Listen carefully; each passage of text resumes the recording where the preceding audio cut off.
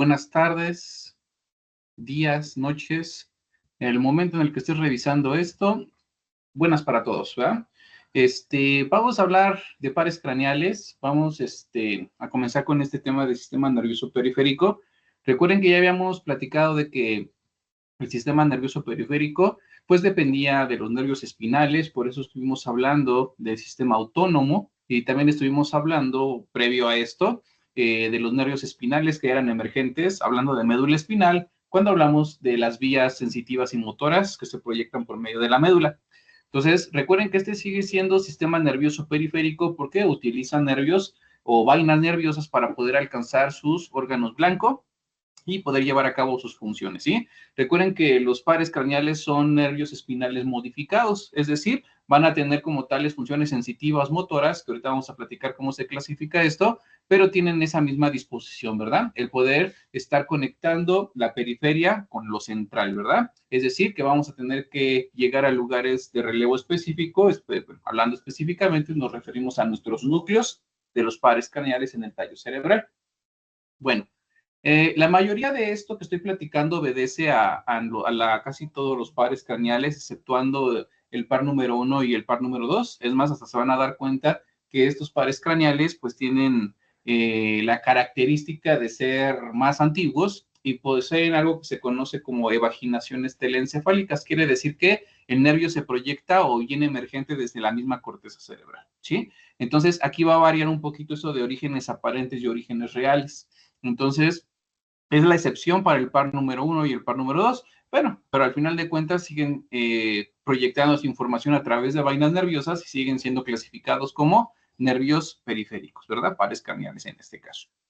Bueno, para hablar de esto, debemos de considerar nosotros primero, ¿sí? Que las modalidades de los pares craneales van a depender de acuerdo a la motricidad y a la sensibilidad, ¿verdad?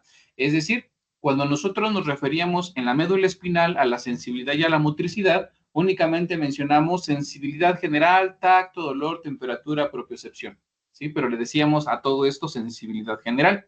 Bueno, la sensibilidad general aquí también funciona, posee o utiliza los mismos receptores. Es decir, si te recuerdas por ahí que cuando hablamos de sensibilidad general, que los corpúsculos de Meissner para el tacto fino, etcétera, todos esos receptores también van a estar aquí, pero ahora a nivel del macizo facial. La diferencia que vamos a tener aquí, pues van a ser los lugares de relevo, pero el chiste es de que estamos utilizando los mismos componentes a las mismas estructuras para poder llevar a cabo esta función, ¿sí? Entonces, la sensibilidad general para el rostro, tacto, dolor, temperatura, propiocepción, va a depender también de un par craneal que es, en este caso, el trigémino, pero es la primera modalidad que tendríamos, ¿sí? Tenemos tres modalidades diferentes de sensibilidad. La primera sería entonces sensibilidad general, tacto, dolor, temperatura, propiocepción. Hay otra clasificación que ahorita la vamos a revisar que es con abreviaturas, con siglas, para poder entender también estos componentes. Pero recuerda, sensibilidad general aquí, sensibilidad general que dependa de médula espinal del resto del cuerpo, siguen siendo las mismas modalidades, utilizan vainas específicas, ya sean nervios espinales o en este caso el par número 5, para proyectar en este caso sensibilidad general. ¿Cambiarán los núcleos de relevo? Claro que sí, pero el detalle es de que sigue siendo la misma sensibilidad general, ¿ok? Tacto, dolor, temperatura, propiocepción, pero ahora a nivel de la cara, ¿sale? Bueno, tenemos, ay, perdón, ay, que se movió. ¿Sí? Ahora sí, aquí, ya, perdón. La segunda modalidad de sensibilidad sería entonces la sensibilidad especial, ¿sí? Según las traducciones por ahí le dicen sensibilidad sensorial, ¿sí? Pero sabemos que esta va a ser especializada y este tipo de sensaciones únicamente se pueden percibir a través de receptores más especializados que van a ser receptores que dependan de la captación a través de un órgano de los sentidos, ¿sí? Es decir, estamos hablando de sensibilidad especial que puede ser olfatoria, que puede ser gustatoria, que puede ser visual, etcétera. Aunque por ahí la clasificación en siglas cambia un poquito de acuerdo al tipo de órgano y tejido que es, pero bueno, el chiste es de que toda sensibilidad especializada depende de las sensaciones del cuerpo, es decir, de los órganos de los sentidos, ¿sale?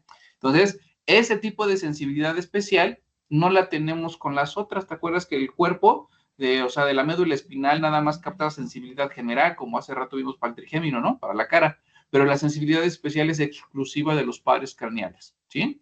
Puede ser en este caso gusto, puede ser el olfato, ¿sí? Eso se considera como una sensibilidad especializada visceral, ahorita vamos a comentar por qué, pero bueno, puede ser diferente a una sensibilidad especial de la vía visual, de la vía auditiva, porque esos utilizan diferentes tipos de receptores. Todo depende del mecanismo de transducción, es decir, a través de cómo la sensación se percibe por medio de un receptor especializado. Por eso pueden cambiar un poquito de las clasificaciones, pero la sensibilidad especial es de un órgano de los sentidos, ¿sale? Ahorita ya me vas a entender un poquito más con la siguiente clasificación. Vamos entonces, llevamos dos sensibilidades. La tercera sensibilidad sería la sensibilidad visceral. Su nombre lo dice, es el estado en el que se encuentran las vísceras. Principalmente se refiere al estado de distensión o contracción de las, ¿cómo se llama? De las vísceras o de las paredes viscerales, ¿sí? Podríamos considerar que esto da la posibilidad de retroalimentar las funciones para la activación del desempeño del sistema parasimpático simpático, hablando de las vísceras, por ejemplo, para hacerlas funcionar, ¿verdad? A través de la motricidad, pero como yo les había dicho ya en clases pasadas, la sensibilidad visceral es necesaria para saber cómo actuar o cómo la víscera se va a comportar generando un movimiento, ¿sí? Entonces, si yo conozco la sensibilidad, por ejemplo, que les gusta del corazón, ¿sí? La sensibilidad visceral que va a proyectarse a través del corazón, lo que nosotros vamos a percibir va a ser el estado en el que tenemos, pues, la contracción en este caso, o dilatación a través de los ventrículos, ¿verdad? Es decir, cuánta sangre se está proyectando y el estado del corazón me da la posibilidad de saber, pues, con qué frecuencia lo está haciendo. Es decir, esa frecuencia es como saber la sensibilidad del corazón en cuanto al movimiento o a lo que está desempeñando en función, ¿sí? Esa sensibilidad visceral, como estás viendo, pues va, ahí se ve que va para arriba la información hasta llegar a centros de integración superior, que sería, por ejemplo, el famoso hipotálamo. Tú sabes que el hipotálamo controla tanto simpático como parasimpático. Entonces, si ya el hipotálamo recibe esa información integrada va a generar otra vez una vía en descenso, pues a través puede ser de los nervios vagales o a través de la cadena simpática para activar entonces al corazón de acuerdo a la sensibilidad que se percibe, ¿sí? Si necesita más gasto o menos gasto cardíaco, etcétera. Es decir, vamos a ejecutar una función para que se mueva el corazón, sí, pero si no conozco antes el estado en el que se encuentra mi víscera, en este caso que sería el corazón, entonces no se podría generar una respuesta motora, ¿sí? Entonces, por eso la sensibilidad visceral es importante para saber después cómo el corazón se comportará, es decir, con función simpática o parasimpática, ¿sí? Función parasimpática a través del famoso vago o función simpática a través de la cadena ganglionar, de la cadena simpática, ¿sí? Cuando ya habíamos hablado de los caminitos de las funciones de inervación visceral simpática, ¿ok? Bueno, entonces, tercera modalidad, sensibilidad visceral. Cabe destacar también que esto nada más yo les comento ahorita, el ejemplo que tienen aquí, pues es de todas las vísceras toracoabdominales, ¿sí? O sea, prácticamente es tubo digestivo y las vísceras torácicas, pero también la sensibilidad visceral puede estar a nivel de varorecepción y quimiorrecepción, ¿sí? Por ahí vamos a platicar del glosofaringio, que es un par craneal que puede proyectar la sensibilidad de la varorecepción y quimiorrecepción en el cuerpo y en el seno carotidio respectivamente. Entonces, ese estado de la sangre también se percibe porque al final de cuentas están contenidos en una víscera que pues es la arteria carótida, ¿verdad? Entonces, hay también recepción visceral o sensibilidad visceral un poco más especializada, pero se queda con su clasificación porque es una sensibilidad que percibe o se percibe desde una víscera que serán las arterias carótidas, es decir, un poco más especializado en varorecepción y quimiorrecepción, pero sigue siendo sensibilidad visceral, ¿sí? Bueno, vamos a continuar. Tenemos ahora, ya son las tres modalidades de sensibilidad, ¿sí? Las modalidades de motricidad van a ser también, son dos, ¿sí? Nada más que una se subdivide, pero vamos a tener lo que sería, a ver si la tenemos, así. Tenemos primero la motricidad esqueletal, ¿sí? La motricidad esqueletal que se clasifica de dos formas, ¿sí? Es esqueletal, sabemos que va músculo estriado, pero acuérdate que las estructuras a nivel del macizo facial y anexos pueden estar dadas por diferentes grupos musculares para la activación, como estamos comentando, de la motricidad esqueletal, de la motricidad sobre músculo estriado, ¿no? Entonces, la clasificación va a ser así. La motricidad esqueletal se clasifica como motricidad branquial y motricidad somática, ¿sí? Branquial y somática, ¿a qué se refiere? Esa clasificación depende de cómo se originaron embriológicamente los grupos musculares, ¿sí? Si yo te digo motora branquial, es que son algunos músculos que dependieron de los arcos branquiales, ¿sí? Del segundo arco faríngeo, el segundo arco branquial, por ejemplo. Entonces, músculos de la masticación, músculos de la expresión facial, que aquí tenemos, este es el facial. Entonces, como se originaron a través de los arcos branquiales, por eso la clasificación se dice que es motora branquial, ¿sí? Que sigue siendo estriado, acuérdate, ¿eh? O sea, todo esto es estriado, nada más cambia el origen embrionario del grupo muscular, ¿sí? Pero puedo tener esta otra que es que es la misma motricidad esqueletal, pero ahora esta motricidad esqueletal se dice que es somática. ¿Qué quiere decir entonces? Que estos grupos musculares se originaron embriológicamente de los somitas, ¿sí? Entonces, esto significa que las dos motricidades son sobre músculo estriado, claro que sí, pero lo único que cambia es el origen embrionario de ese grupo muscular, ¿sí? Ahí, como estás observando, pues está la inervación del hipogloso, ¿sí? Del par craneal número 12, entonces entendemos que sus músculos son de origen somático, por eso se dice que el hipogloso tiene motricidad somática, ¿sí?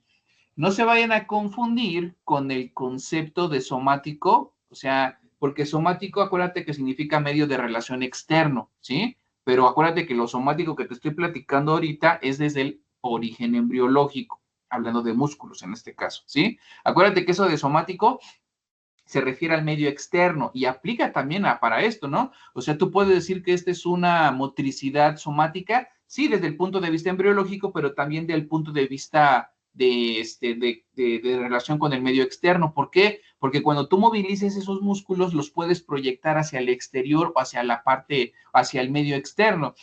Te voy a poner un ejemplo. Ahí tienes un músculo, este es el músculo geniogloso.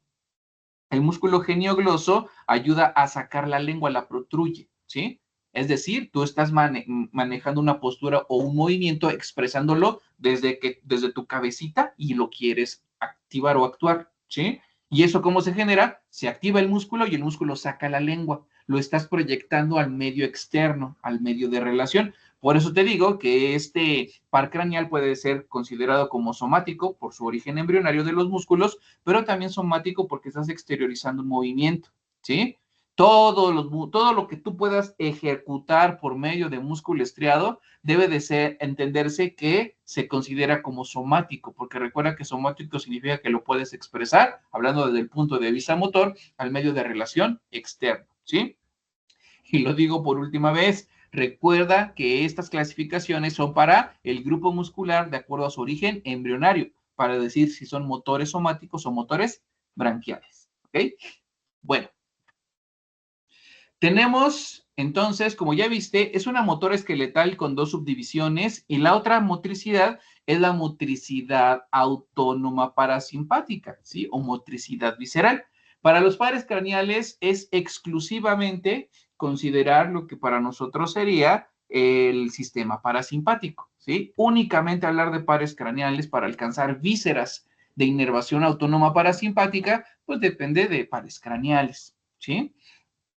Bueno, también no te vayas a confundir. Cuando nosotros hablamos de sistema parasimpático, recuerda que dijimos que sí son los pares craneales, pero también tenemos, bueno, los pares craneales que tengan activación visceral, ¿verdad? Parasimpática, pero también tenemos referencia desde la médula espinal del S2 al S4 a través de los nervios esplácnicos, ¿verdad?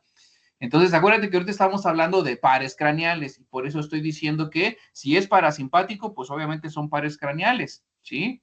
Pero no descartes que también la eferencia para los niveles bajos del cuerpo, para la función parasimpática, pues depende de los segmentos sacros del S2 al S4, ¿sí? Entonces, ahorita estoy tratando de decir que hay pares craneales que poseen funciones parasimpáticas, ¿ok? No se puede meter aquí de plano lo simpático, porque ya acuérdate que esos de lo simpático son de las cadenas ganglionares, ganglios prevertebrales y paravertebrales. Aquí todos son ganglios regionales que cuando platicamos en su momento, pues están por proximidad pues, a las vísceras, ¿verdad? Bueno, esta motricidad parasimpática ya habíamos platicado, que tiene la característica de tener neuronas preganglionares y posganglionares. Se supone que para estos sistemas tenemos, pues sí, dos neuronas como pre y post, pero hay una tercera. Acuérdate que siempre las activaciones para todo lo que sean vísceras va a depender de la activación hipotalámica, ¿sí? Entonces, si viene desde el hipotálamo, hay una neurona que desciende, aquí viene el FLP, y va a bajar entonces hasta los núcleos de los pares craneales que posean funciones parasimpáticas. Ya sea el ganglio óptico, ya sean los núcleos salivares superior, inferior, ya sea el núcleo de Dinger-Westphal, ¿sí? Todos los núcleos en el tallo cerebral que sean de funciones parasimpáticas, pues entendemos que ahí es en donde empezaría la neurona preganglionar. Sale por el origen aparente y ahí va por el trayecto del nervio y después va a alcanzar a nuestro ganglio, ¿verdad? Entonces, cuando llega a nuestro ganglio, acaba la neurona preganglionar. Aquí tenemos el ejemplo de la glándula parótida, ¿no? Entonces, sabríamos que aquí acabaría la neurona preganglionar en el ganglio óptico y después del ganglio óptico a la glándula parótida, pues ya simplemente es una neurona postganglionar cortita, ¿sí? Entonces, esos ganglios sí tienen nombrecillo, pero recuerda que hablando de pares craneales, la segunda modalidad de motricidad es la motricidad parasimpática, dada por las neuronas preganglionares y las postganglionares, son dos neuronas, ¿ok? Bueno, ahora vamos de esto que te estoy comentando, ¿sí? Vamos a pasar para acá. Yo te estoy comentando, fíjate, ya te había dicho por ahí en unos mensajes del WhatsApp que el texto para estos temas es Wilson Powers de Panamericana, ¿sí? Y es de donde voy a sacar la mayoría de información. Pero la clasificación que utilizan es muy sencilla, o sea, y está bien, para nosotros nos sirve, pero quiero que veas cómo se utiliza la clasificación en otros libros, ¿sí? En otros compendios, para que lo puedas tener en cuenta. En teoría es lo mismo, nada más que utilizan otra mecánica de revisión, otro código para poderlo entender, pero espero que si me pusiste atención con la clasificación de hace rato de 3 sensibilidades y 2 motricidades, las vamos a colocar ahora aquí para que entiendas que es lo mismo, ¿sí? Fíjate, ¿qué es lo que dice aquí? Primero, los sistemas aferentes y los sistemas eferentes. Si son sistemas aferentes, se entiende que son de sensibilidad, ¿sale? Aquí deben de estar implícitas nuestras 3 sensibilidades y en los eferentes debemos de tener pues las motricidades, ¿ok? A ver, vamos a ver si nos entendemos. Cuando hablamos de la aferencia somática general, ¿sí? Fíjate lo que dice aquí, para los cuates, la sensibilidad general, tacto, dolor, temperatura, propiocepción del macizo facial, ¿sí? Y fíjate lo que significan las letras, A de aferente, porque es sensitivo, S de somático, acuérdate de eso de medio de relación, aquí se aplica, o sea, cómo percibes el tacto, dolor, temperatura de afuera hacia adentro, por eso es somático. Y la G de general, porque sabemos que es de sensibilidad general, ¿sí? Entonces, aferencia sensitiva general. Segunda, vamos a tener aferencia especial. Aquí hay dos especiales, ¿eh? Mira, estas dos, ¿sí? Entonces, dice somática especial. A ver, ¿y qué tenemos aquí? Audición, equilibrio y visión. ¿Te acuerdas que habíamos comentado que todo dependía de qué víscera y de acuerdo a cómo era tan especializada su percepción o su captación de información, era de lo que dependían estas clasificaciones? Fíjate, entonces, y son la sensibilidad especial, ¿ok? De los órganos de los sentidos, pero vamos a clasificarlo así. A de aferente, S de somático porque estás captando desde el medio externo, estás captando la visión, es decir, la luz que entra a través de las retinas, el equilibrio que se percibe en los órganos internos del oído interno y la audición también que se percibe en la cóclea del oído interno, ¿verdad? Entonces tú percibes las ondas sonoras desde afuera, etcétera, Entonces, se entiende que viene desde afuera, por eso se dice que es somático. Ese de somático y la E de especial, porque ya quedamos que es una sensibilidad especial, órganos de los sentidos, ¿sí? Vamos con el otro, olfato y gusto, lo mismo, pero cambia una sigla, ¿sí? Dice aferente, visceral, especial. Lo somático ahora dice que se cambia por visceral, pero sigue siendo de sensibilidad especial, porque es un órgano de los sentidos.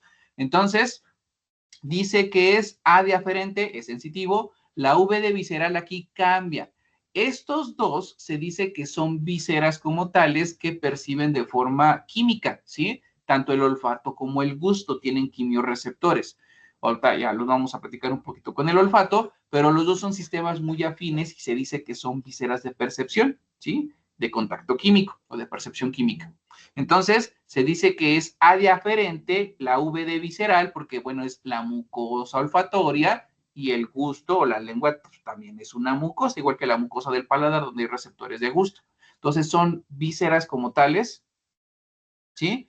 Que en este caso, bueno, son mucosas, ¿sí? Las otras no son mucosas y estas sí son mucosas. Por eso se dice que son viscerales. Y dice que es especial porque ya quedamos que es un órgano de los sentidos. Entonces, ahí están las tres, perdón, llevamos dos sensibilidades, falta una, perdón. La tercera sensibilidad quedamos que es la sensibilidad visceral general, ¿verdad? Que ya quedamos que es el estado de contracción o extensión visceral, ¿sí? De distensión. Entonces, A, de aferente, ¿sí? Que sensibilidad.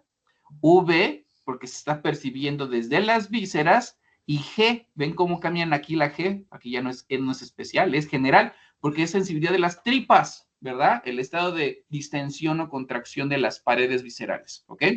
Aferente, visceral, general. Entonces, aquí están las tres sensibilidades, ¿sí? Sensibilidad general, la sensibilidad especial con lo que habíamos comentado de por qué se diferencian, por lo de las mucosas nada más, pero siguen siendo especiales. Y la tercera, pues la sensibilidad visceral general, que ya quedamos que es el estado de las vísceras. Ahí están, ¿sale? Ahora, lo que serían las sensibilidades, digo, las eferencias, perdón, se refiere a motricidades. La motricidad dice somática general. Si es somática general, y aquí por aquí también tenemos,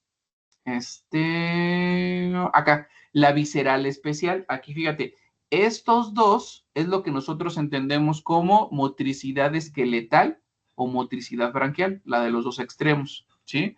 Ya quedamos que hay somática y hay branquial. Si es somática, va sobre músculos estriados que se originaron de los somitas, ¿sí?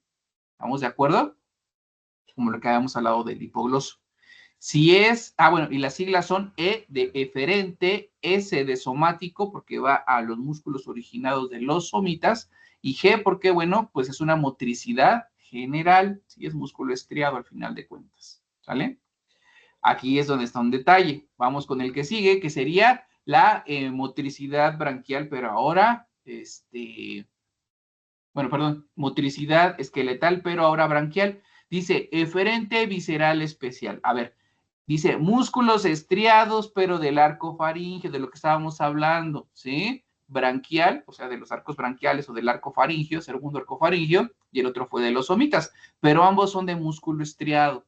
Ahí lo tiene, mira, estriado, estriado, ¿sí? Son motores branquiales o, digo, es motor branquial de abajo y motor somático el de arriba, pero los dos motores estriados esqueletales. Entonces, que se originaron, el grupo muscular de inervación de estos pares craneales, se originaron del arco faríngeo, se dice que es eferente visceral especial. La E de eferente, la V, ¿por qué está diciendo de visceral? Porque se consideran que son músculos en relación un poquito más especializado, en este caso, y fíjate, visceral especial, ¿por qué? Porque según el autor dice que son los músculos también considerados como vísceras, pero que están más especializados esos grupos o esos músculos o movimientos musculares.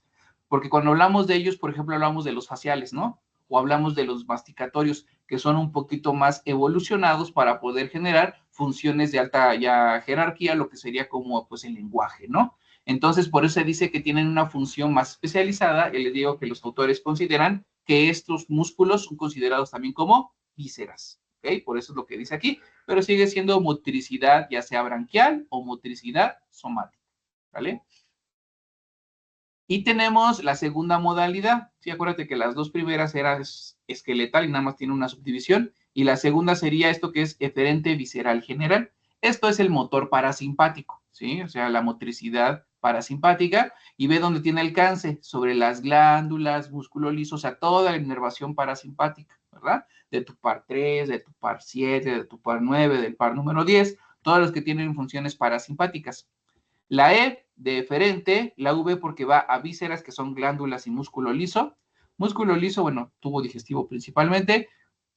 Y la G porque es una inervación motora parasimpática general, o sea, va a la tripa, ¿ok? Bueno, entonces ya viste que es lo mismo de hace rato, nada más que con siglas, ¿sí? Y vamos a ver aquí algo más. Miren, esta es del SNEL. Si quieren revisar en el SNEL, no hay problema, pero vamos viendo algunos ejemplos, ¿no? Mira, par número 1 dice que es el olfatorio, es de componente sensitivo. Sabemos que la función es del olfato, ¿verdad? Entonces, los componentes se refiere a que algún par craneal puede ser que tenga 1, 2, 3, 4, 5 modalidades diferentes, ¿ok? Pero entonces, por eso dice componentes, puede haber más de una modalidad o componente, ¿sí? El número 1 nada más sirve para hablar, sí, sensibilidad, y te acuerdas que dijimos que es A de aferente, V de visceral, porque quedamos que es de la mucosa del olfato, y E porque es especial, porque es un órgano de los sentidos, ¿sí? El óptico ya habíamos comentado que también es sensitivo, es especial, ¿sí? Aquí lo tenemos, aferente, pero la S es de somático. Acuérdate que está percibiendo desde el medio externo la luz, somático especial, ¿sí? Órgano de los sentidos. El oculomotor, par número 3, fíjate lo que dice. Dice que es motor, no nos dicen que tenga sensibilidad, es únicamente motor, pero tiene dos modalidades, ¿sí? Dice eferente, somático, general, o sea, va a ir a los músculos extrínsecos del ojo, ¿sí? Son varios de los musculitos, 4 de los 6 músculos y el elevador del párpado. Bueno, por aquí anda. Y luego el otro que dice eferente, pues es motor, V, pero dice que es sobre una víscera y de forma general. Este es el motor parasimpático para poder activar al constrictor de la pupila, para poder activar al músculo,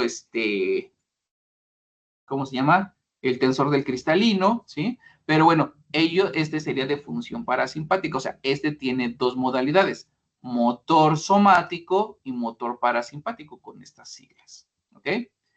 El troclear, pues nada más es igual que uno de sus componentes del 3, pues eferente somático general, ya veremos para qué.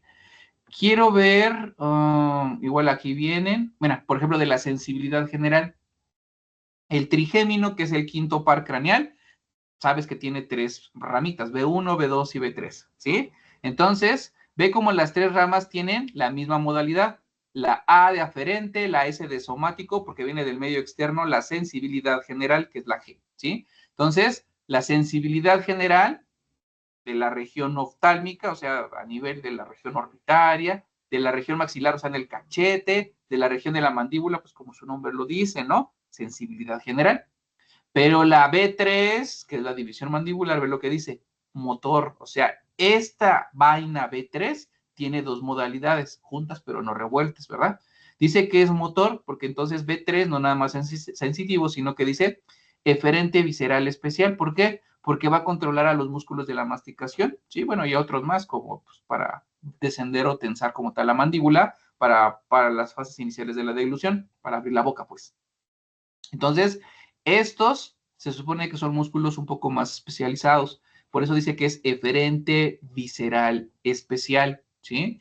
O que acuérdate que estos son músculos que se originaron de los arcos branquiales o motricidad branquial, como le quieras decir, ¿sí? Pero bueno, o sea, les pongo las siglas porque luego, o sea, Wilson Powers es lo más fácil de entender, pero luego mucha de la literatura nada más te pone las siglas y por eso la estamos platicando, ¿ok?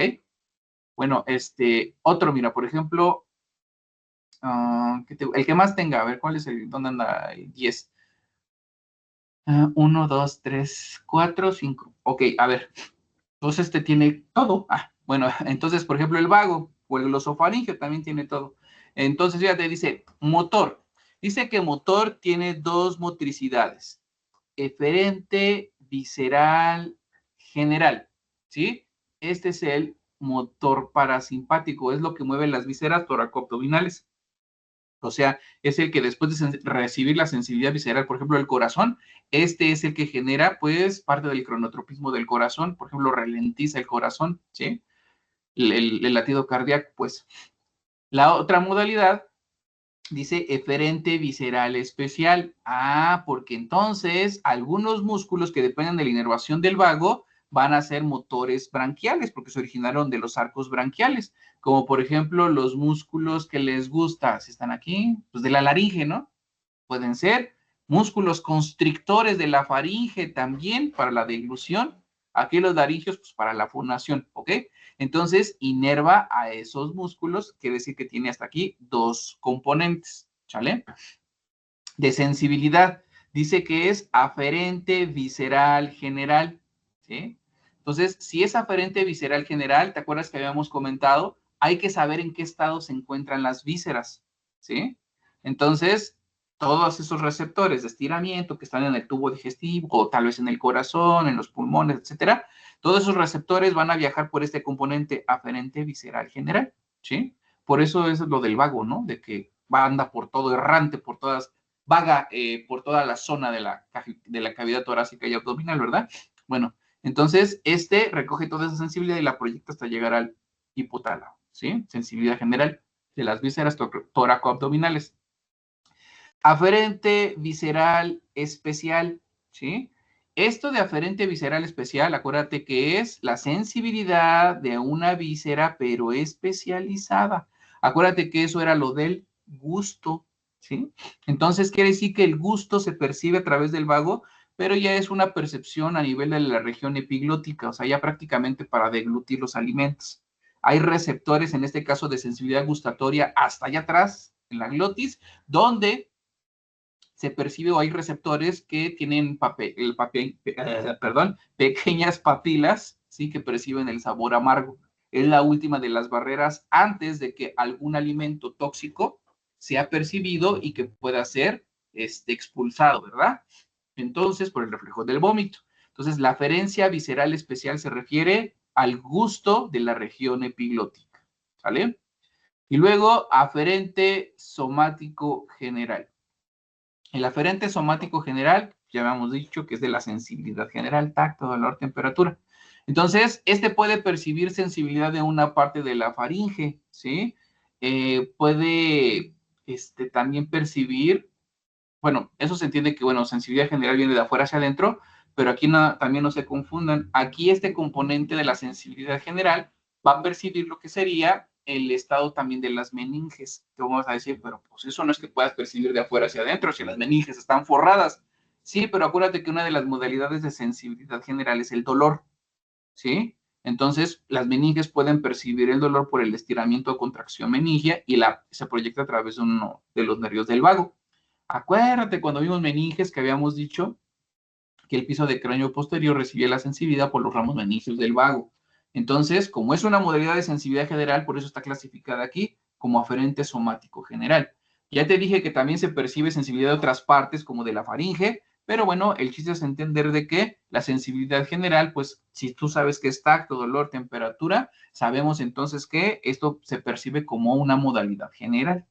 ¿Ok? Bueno, ya te diste cuenta que muchas modalidades se pueden estar repitiendo, ¿sí? Por ejemplo, la aferencia sensitiva general, y se repite acá en el glosofaringio, y se repite, a ver, ¿dónde lo tenemos otra vez? Aferencia sensitiva general otra vez en el trigémino. Ya viste que hay varios pares craneales que comparten las modalidades. Aquí es importante mencionar que estos pares craneales pueden utilizar los núcleos de otros pares craneales para poder funcionar. Es decir, la sensibilidad general, por ejemplo, es el trigémino, ¿vale? Cuando hablamos de sus porciones, acuérdate que habíamos dicho que se percibía el dolor, la temperatura, el tacto y la propio en toda la superficie o extensión del núcleo trigeminal. Bueno, entonces ese núcleo trigeminal lo puede utilizar otros pares craneales como el glosofaringio, como el vago, porque ellos también captan sensibilidad general, nada más que no van a tener un núcleo nuevo para su sensibilidad general. ¿saben qué? Utilicemos al trigémino. Entonces ya todos utilizan al trigémino, simplemente lo que cambia es la extensión del nervio. El trigémino no alcanza a percibir la sensibilidad de la faringe, por ejemplo, ¿sí? Ah, pues entonces que el vago lo haga porque él sí llega hasta allá y que llegue y se meta en el tallo cerebral al núcleo del trigémino, ¿sí? Entonces, los pares craneales alcanzan lugares donde los otros pares no llegan, como por ejemplo el trigémino, pero lo que les comento, como es la misma modalidad, pues simplemente utilizar el mismo núcleo. Por eso, cuando hablemos de esos orígenes reales, vamos a platicar y se van a repetir algunos de ellos. Y no quiero que se saquen de onda y que digan, ay, pero ese era del trigémino. Sí, pero ya quedamos que otros pares lo pueden utilizar, ¿sale? Bueno, esto es pues la clasificación de los pares craneales, niños. Espero que nos hayamos entendido y pues ya hablemos ahora de lo que sería pues nuestro par craneal número 1. Ah, miren, aquí hay una imagen de lo que les decía de los núcleos de los pares craneales. Ya vieron que yo no estoy haciendo promoción, no estoy haciendo comercial, es esta de imágenes del Wilson Powells. Y algo que me gusta de este libro, pues es de que viene por código de color. O sea, todo lo que estuvimos platicando, mira, por ejemplo, la sensibilidad general, el aferente somático general, es el núcleo trigeminal, ¿sí? Es todo este. Este es el que todos los pares craneales que utilicen sensibilidad general, vas a ver que utilizan el color azul con sus vías o con su nerviecillo. Y obviamente porque el núcleo pues es de color azul, ¿sí? Entonces puede usarlo el 5, el 7, el 9, el 10, de acuerdo al par craneal, pero van a utilizar un color azul porque es sensibilidad general que usa el trigémino a través del vago, a través del glosofaringio, etc. Luego tenemos acá otros que son, por ejemplo, los de color rosita. Ya viste que todos están formados prácticamente alineados, ¿sí? Estos núcleos son motores somáticos del 3, del 4, del 6 y del 12. Todos esos pares craneales se originaron de la misma columna embrionaria, es decir, de la columna somática. Los amarillos son los motores branquiales, ¿sí? Motricidad branquial, entonces, esqueletal, tanto lo somático como lo branquial es esqueletal, acuérdate, es músculo estriado. Entonces, estos se originaron de la misma columna de los arcos branquiales, ¿verdad? O arcos faringios. Aquí tenemos estos que están de color azul, ¿sí? Que son los motores parasimpáticos, igual que está el de acá arriba, ¿sí? Para el 3, para el 7, para el 9, ¿sí? Parasimpáticos, ¿sí? Núcleos salivares y el accesorio o Dedinger Westphal de acá atrás, acá arriba, perdón. Luego tenemos este que es el núcleo de la solitario. Este sí ya pues no tiene pues un color más diferente, pero porción rostral, porción caudal para el gusto y para la sensibilidad visceral. Acá tenemos los núcleos vestibulares, que ya platicaremos para el par número 8, y acá tenemos pues ay, perdón, ya me confundí, los vi chuecos. Aquí están los núcleos vestibulares, ¿sí? Aquí en esta zona, y aquí están los núcleos cocleares, perdón. De este azulito que estábamos platicando hace rato, está en la misma columna que depende de la motricidad. Este es el núcleo ambiguo, perdón, dorsal del vago, perdón, dorsal del vago, que es este, ¿sí? El núcleo dorsal del vago, se entiende que pues es parasimpático, es el principal núcleo parasimpático, pero y más grande o extendido de todos nuestros pares craneales. Este que está acá moradito, ahora sí es el núcleo de la solitaria en su porción rostral y su porción caudal, porción gustatoria y porción para la sensibilidad visceral. Sí, perdón. Este es el núcleo dorsal del vago, perdón, se me había pasado. Cada núcleo, bueno, cada uno tiene su par craneal específico, pero nada más quería para que vieran cómo están asociados por colores y que cada uno de los colores pues ejemplifica de acuerdo a su modalidad y cada par craneal pues puede utilizarlo. Miren, hasta ahí te ponen entre paréntesis qué pares craneales pueden utilizar todos estos núcleos, ¿ok? Algunos son exclusivos para el par craneal y otros son compartidos. Bueno, hablemos entonces pues del par craneal número 1, hablemos primero del órgano del olfato. Cuando se habla de esto, hay que considerar cuáles son sus principales partes. El órgano del olfato o la mucosa olfatoria, pues obviamente depende de un aparato receptor que es la mucosa que está desplazada y adherida, ¿sí? En la superficie del techo de la cavidad nasal. Tiene un sistema de transmisión que van a ser los nervios olfatorios, que son, ahorita vamos a platicar que son neuronas periféricas. Tiene centros primarios intracraneales, que esto es con lo que se va a conectar. Esto ya es parte de la vía de conducción, pero bueno, son parte de con lo que está conectado el órgano del olfato con los centros primarios intracraneales, es decir, pues ya estamos hablando del famoso bulbo olfatorio. Y después de ellos, pues la transición va a continuar hacia las vías de asociación cortical para la percepción del olfato de forma consciente y de algunas funciones alternas, ¿ok? Bueno, cuando se habla de la mucosa en la parte del aparato olfatorio, ¿sí? Se le dice mancha olfatoria o pituitaria amarilla, ¿sí? Y esta, pues ya quedamos que va a ser mucosa, pues asociada con la intervención, inclusión de nuestras células especializadas, ¿sí? Entonces, está en el tercio posterior, ¿sí? En el techo de la cavidad nasal, se va a extender desde la línea media hasta la parte lateral de la cavidad nasal. Puede llegar a tocar hasta todo el cornete superior, si en la parte de atrás del cornete superior, o puede alcanzar hasta un pedacito del cornete medio, ¿sí? Pero bueno, se extiende desde la línea media, desde el septum nasal, hasta el cornete superior más o menos, ¿sí? Entonces, por eso les digo que queda en el tercio posterior del techo de la cavidad nasal. Bueno, las células que están aquí metidas se conocen como células bipolares especializadas, algunos las conocen como las células de Schultz, ¿sí? Todo esto en conjunto, pues, va a depender de la conformación después del famoso nervio olfatorio, ¿sí? De todos estos pequeños trayectos de pequeñas células van a juntarse y van a formar propiamente lo que sería, pues, el nervio olfatorio. ¿Ok? Esto es considerado, como les estaba diciendo, como la neurona periférica. Entonces, todas estas células van a estar metidas en un epitelio específico nasal, en una mucosa como tal, pero bueno, estas van a ser propiamente la neurona periférica, ¿ok? ¿Te acuerdas que hemos platicado que todos los sistemas de conducción neuronal dependen de neuronas de primero, segundo y tercer orden? Si este es un sistema sensitivo, recuerda que todo lo que está aquí en el exterior para nosotros sería la neurona de primer orden. Y esta neurona de primer orden, pues es una neurona periférica, ¿sale? Viene desde de afuera hacia adentro, acuérdate que toda sensibilidad quiere entrar, ¿sí? Bueno, entonces, estos nervios olfatorios, sí, todos estos pequeños nervios olfatorios van a estar conformados por lo que habíamos dicho de nuestras células olfatorias, de nuestras células bipolares, ¿sí? Y estas van a tener que ir ascendiendo y van a tener que llegar hasta la cavidad craneal. Cuando vayan perforando van a estar acompañadas de un recubrimiento de vía madre conforme vayan ascendiendo, ¿sí? Entonces, todos estos nervios olfatorios sumados formarían entonces la mucosa olfatoria, pero ya quedamos que aquí, bueno, no lo vemos cómo está la neurona asociada, pero sabemos que todo va a ser un extremo de la neurona, así que va a estar aquí localizada en el epitelio de la mucosa y el otro extremo es el que se va a proyectar hasta llegar al bulbo olfatorio, que ya serían las estructuras internas en relevo.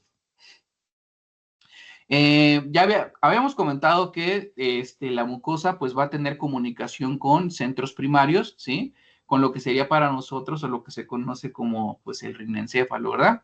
Entonces, ese rinencéfalo ya les digo que es una transición, ¿sí? De varias estructuras, pero podemos citar algunas como pues el bulbo olfatorio, el tracto olfatorio, las estrías olfatorias a través de su trígono para dirigirse hacia áreas especializadas, ya sean áreas como tales primarias de identificación olfatoria, ¿sí? En el lóbulo temporal, en la circunvolución paripocampal, uncus, etcétera, o hacia la línea media para relevos hacia otros sistemas para activación límbica, ¿sí? Entonces, son varias estructuras, son centros primarios, en este caso lo que entendemos como estructuras donde se van a llevar relevo de la misma información, ¿sí? Entonces, como relación anatómica, por aquí cerca de estos elementos tenemos aquí a la sustancia perforada anterior, que por ahí estuvimos platicando de la perforada posterior cuando hablamos del mesencéfalo, y es característico su puntilleo por la perforación que tenemos, ¿verdad? Bueno, este bulbo olfatorio, como parte de los centros principales primarios intracraneales, ¿sí? Va a localizarse, pues, o alojarse en un surquito, que sería, pues, el surco para el bulbo olfatorio. Sabemos que este va a estar adosado en la lámina cribosa, ¿sí? En la cara cerebral de la lámina cribosa, con relación a la famosa apófisis crista galli, ¿verdad? Va a estar lateralizado a crista galli, porque crista galli está en el centro, en la línea media, ¿ok? Sabemos que está de forma ovoidea, ahí se alcanza a ver la forma. Y sabemos que la cara inferior, pues aquí está recibiendo a nuestros nervios olfatorios para concentrarlos en el bulbo olfatorio, ¿ok? Cuando yo llego aquí desde los nervios olfatorios y sinapto con neuronas dentro del bulbo olfatorio se entiende que ya continúa otra neurona. La neurona que va a continuar por acá adentro ya será la neurona central, que es la que se vaya a proyectar a centros cerebrales superiores, ¿sí? Es decir, hacia las cortezas. Bueno, esta superficie o propiamente nuestro tracto olfatorio el bulbo olfatorio después va a tener algo que se va a conocer como el tracto olfatorio. Es una extensión propiamente o proyección de los axones que quieren alcanzar a las cortezas, que puede medir hasta 3.5 centímetros de largo, ¿sí? Tiene prolongaciones de células mitrales y también células en penacho, aunque principalmente son células mitrales las que ya se están proyectando. Son las neuronas de segundo orden o neuronas centrales, que ahorita las vamos a platicar, pero principalmente esta extensión de nuestro tracto olfatorio se concentran por los axones de estas células, ¿ok?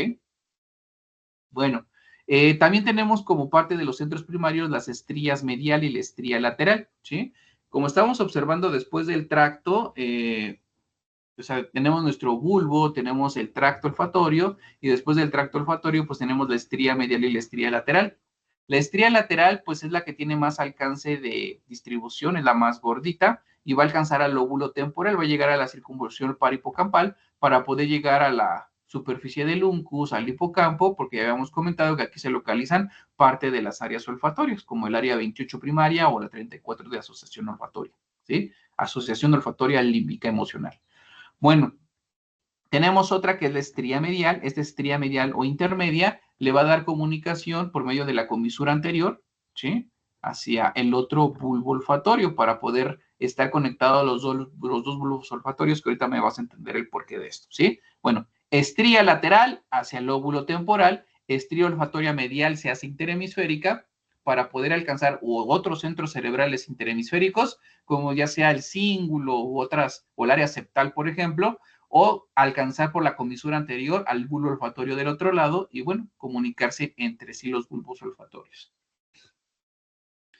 Bueno, de esto que estábamos platicando de la sustancia perforada anterior, ahí se localiza parte del pequeño triangulito que me da la estría medial y la estría lateral de estas estructuras. Bueno, dentro de los centros corticales ya en relación, pues tenemos varios, ¿sí? Tenemos el lóbulo piriforme, que ahorita lo vamos a platicar un poquito más adelante. Algunos lo conocen también como área entorrinal. Ahorita vamos a comentar que esa área piriforme o lóbulo piriforme la vamos a localizar en toda esta extensión, pero es lo que viene de nuestra estría lateral, ¿verdad? Ya habíamos dicho que la estría lateral se va a meter en esta zona para llegar a las áreas olfatorias primarias, es lo que nos da el famoso olfato consciente, ¿sí? Podemos tener otros relevos, el centro subcalloso o área parolfatoria, pero ya hacia la estría medial, son otros centros de relevo olfatorio, pero para poder dar la activación sobre otros sistemas, principalmente de respuesta visceral, ¿sí? Ya vamos a platicar más adelante que existen vías alternas para poder activar en base al olor los sistemas de secreción de saliva, el peristaltismo, que se supone, ya lo sabemos, porque ya hemos platicado de la famosa, de los núcleos avenulares, ¿eh? Ya habíamos platicado del epitálamo, ¿verdad? Que reciben diferentes vías para la activación visceral de los núcleos de activación autónoma, ya sea parasimpática en este caso, para la secreción de la salivita. Pero ahorita los vamos a recordar de todos modos, ¿ok? Bueno, de forma rápida, también sencilla, sabemos que, o de lo que hemos estado platicando, es que tenemos entonces neuronas periféricas que van a estar inmersas en el epitelio olfatorio. Esta es la mucosa, este es el techo de la cavidad nasal, ¿sí? Y después esa neurona va a atravesar pues el hueso, la famosa lámina cribosa, y va a hacer sinapsis con las neuronas de segundo orden. Pero esto ya es dentro del bulbo olfatorio, ¿sí? Ahorita vamos a platicar cómo se captan los olores a través de receptores especializados, pero bueno, ahorita lo checamos, ¿ok? Entonces, nada más esto es para que entendiéramos cómo viene la neurona de primer orden, que es la neurona periférica en la mucosa, y cómo la neurona de segundo orden va por el espesor ya de estructuras internas, intracraneales, que vienen, en este caso, es el bulbo olfatorio, para continuar con la proyección de información. Bueno, vamos a tener primero, a ver, primero quiero que entiendan algo. Cuando nosotros hablamos de los olores, vamos a tener 7 olores básicos, ¿sí? Vamos a tener receptores, ¿sí? En los extremos de las neuronas que ahorita habíamos comentado que están en la mucosa, o sea, aquí, en este extremo de la neurona, ¿sí? Este extremo periférico, aquí está más agrandado, va a tener estos pequeños receptores, ¿sí? Entonces, aquí van a haber receptores dependiendo, pues, del tipo de espécimen. ¿A qué me refiero? Por ejemplo, si hablamos de cantidad de receptores, un humano puede tener entre 5 a 20 millones de receptores, ¿sí? Pero un perrito puede tener entre 100 a 300 millones de receptores. Obviamente que esto va a depender de qué estemos hablando, o sea, de qué tipo de espécimen, de qué individuo, porque obviamente está más desarrollado en ciertas especies de acuerdo a sus necesidades, ¿verdad?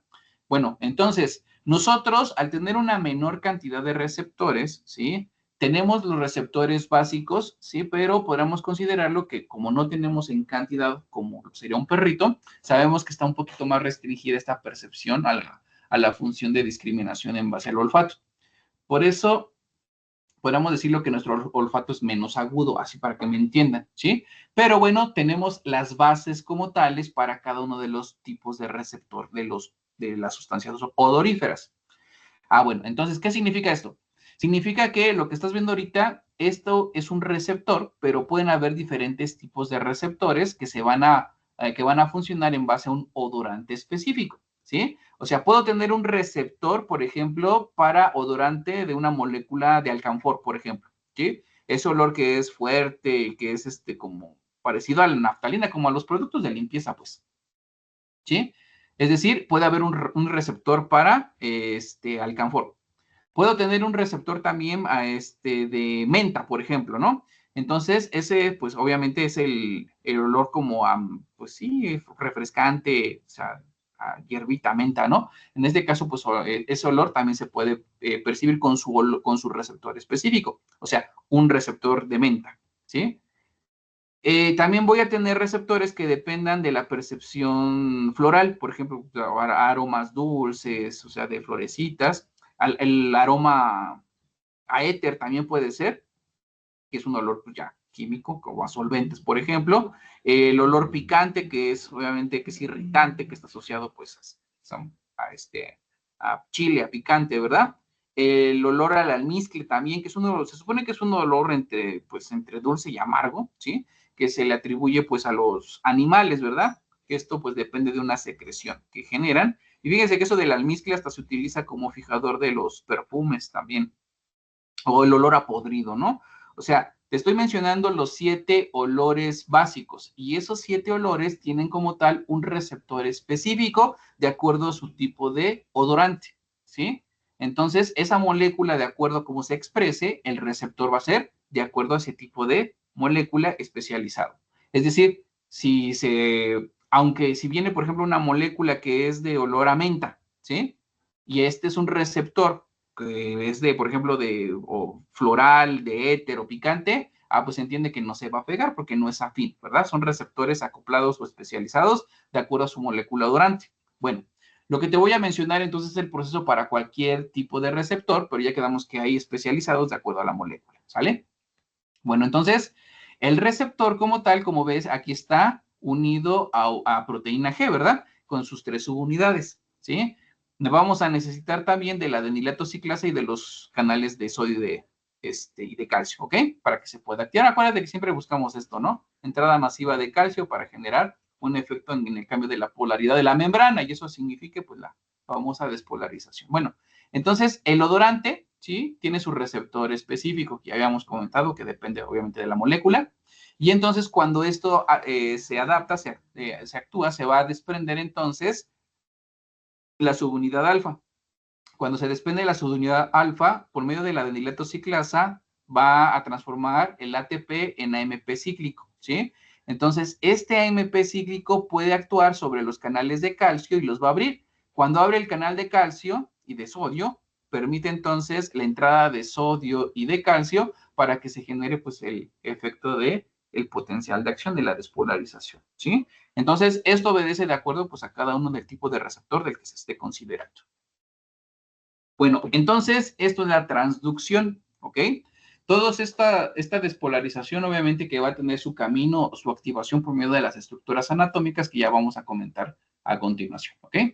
Bueno, entonces, El par craneal 1 ya habíamos comentado que es de sensibilidad especial, aferente, visceral, V, ¿verdad? Porque es una mucosa, y especial porque es un órgano de los sentidos, ¿sí? Sabemos que es el primer par craneal, y pues tiene receptores como tales, pues especializados, ¿verdad? Bueno, de forma rápida, sabemos que de la mucosa, esta mucosa que vamos a tener aquí en relación, ¿sí? Va a tener que pasar el sistema de las neuronas, pues a través de diferentes estructuras hasta alcanzar sus relevos sinápticos, ¿ok?